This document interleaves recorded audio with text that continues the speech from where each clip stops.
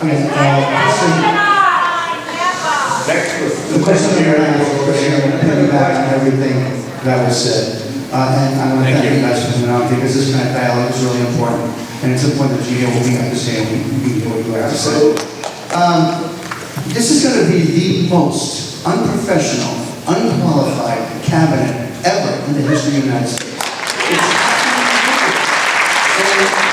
From what you've seen, you can't, aside from Murkowski and Collins, you can't seem to get anybody over the other side to vote with the Democrats. They're so in lockstep. And it seems like the only remedy we've had so far is legal, like with the victory we had with the travel ban.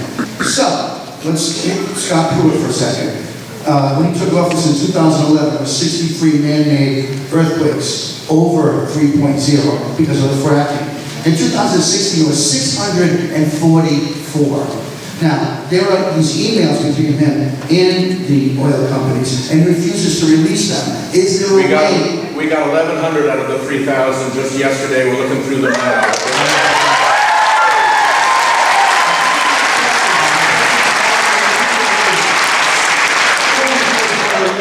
And the other thing is, you guys mentioned 2018, that it's very important that we take over again. Well, messaging is important, and I've spoken to you about this, in the White House. I was appalled watching MSNBC when Tim Ryan came on and said, well, you know, we had an election, and America spoke, and they had to look at Donald Trump.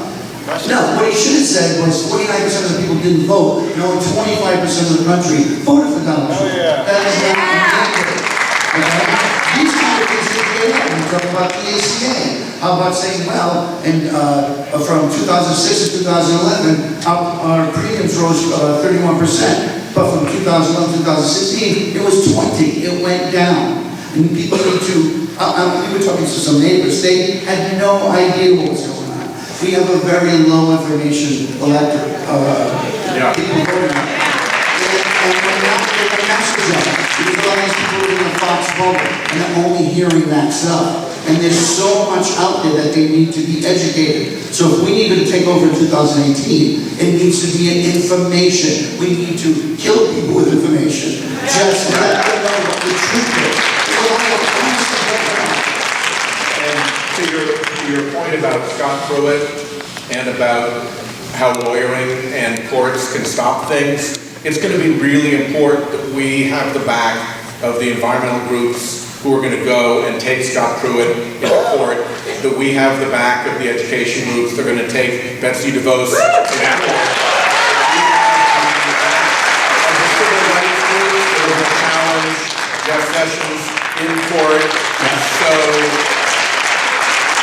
you've made a really important point here, which is that a very important part of the battle in the days and weeks and months ahead against this Trump presidency is going to be to support the counter movement in the courts, because that's where they have to tell the truth. They can't BS with false facts the way they can on Fox News. They're held to account. They've got to show up. They've got to be cross-examined. So our dear friend in the Senate, Barbara Mikulski, used to say to us, don't agonize, organize. One way to organize is to get behind these groups that are in court challenging the Trump administration. So that's a really good thing.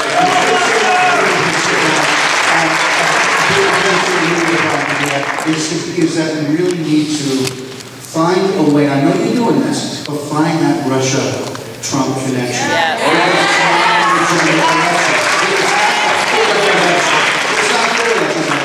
We're doing it.